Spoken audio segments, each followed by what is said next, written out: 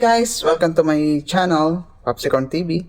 So ngayon papakita ko kung paano mag-reset ng MoveBuds H1 ng 3 bits.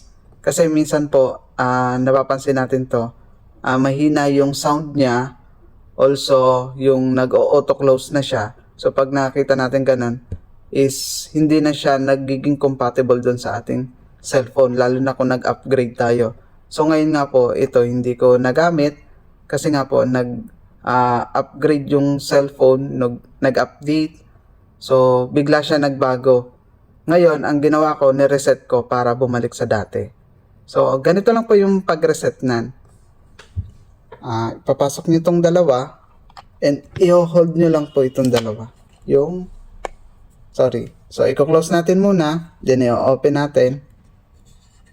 Then i-hold lang natin itong dalawa. Then bilang tayo ng 10 or 10 seconds. So then bibitawan natin.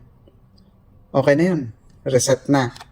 Pagka-reset po, doon sa cellphone nyo or doon sa nakakonect nyo, i-forget nyo, tatanggalin nyo na po doon. So ang gagawin natin, kumbaga i-paper ulit natin. Pero yung dati, tatanggalin na muna natin yung naka-pair doon sa ating cellphone or sa ating gadget para reset na din po siya sa ating cellphone. Then okay na po yun. So makikita nyo na dun yung resulta na gagana na ulit siya sa dati. Yun lamang po guys. Madali lang po ito ma-reset. Bye-bye!